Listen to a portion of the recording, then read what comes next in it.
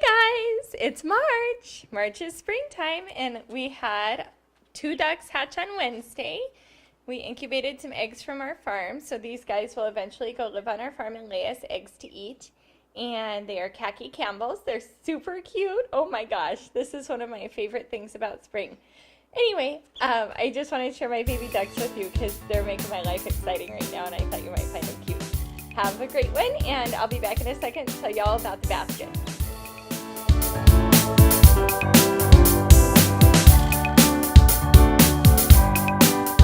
Hey guys, this is our March 8th basket. I'm back sans ducks. We can talk produce now.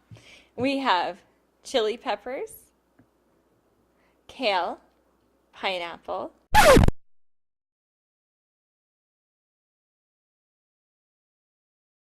spaghetti squash, tangelo, oro blanco, Asian pear, d'Anjou pear, cameo apple, asparagus, jicama, cauliflower, and celery. One interesting thing about this basket, and you can test this and you can tell me what you think, but people think jicama and Asian pears taste alike. So you can taste test it and report back. Hey, I'll be right back with some ideas for how to use your oro blanco as well as your jicama. Can't wait to see you then.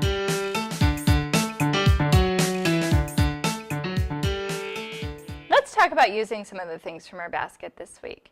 The chilies here, I would dice up. Be careful whenever you work with chilies. Wear gloves, especially if you have any cuts or abrasions on your hands. You will want to remove the seeds, dice them up. You can cook them in eggs, cook them in Mexican food, use them in salsa. Lots of stuff to do with those. They're great stuffed, especially with cream cheese. Not so great on the waistline. Delicious, absolutely wonderful. Spaghetti squash, however, is awesome on the waistline. You can go ahead and cook this in the oven, split it in half, cut side down in a pan with just a bit of water. Cover with tinfoil to improve cooking time, about 400 degrees, cook until it's tender. And then in order to make it like spaghetti, you kind of hold it up and you take a fork and rip down it, and the noodles will fall into a bowl. You can serve it with spaghetti sauce. Jicama is probably something you've not used before. Well, maybe you have. If you've been with us a while, you've used it before. If you haven't, then it's new to you. You can take a piece of jicama and use a spoon and scrape off the brown skin. This is really easy. It's a great way to deal with ginger skin too. That way you don't waste a lot of the jicama underneath. So that's very easy. Kids can do that too. You can keep them busy for a long time with that. Then when you're done, you can take jicama slices like this, use them like chips in any sort of dip. That's delicious. Or if you want to be slightly more adventurous, you can take the jicama, squeeze a lime out onto it, and then take a little chili powder and sprinkle it with that. That's another traditional way to use jicama. The asparagus we have, if you'll notice, is stored in water. You can either have it in standing water like this, you need to change the water every day or two in the refrigerator, or you may take a damp paper cloth or paper towel and put it around the bottom with tinfoil outside it so it doesn't dry out. Either way, it will improve the shelf life of your asparagus a lot. The celery we have down here is kind of an unsung hero. It is part of almost every savory meal that I make. I start with onion, do a little celery, saute it up. And a little bit of garlic usually. Otherwise, if I'm not using it for that, I simply cut it in sticks, eat it for snack.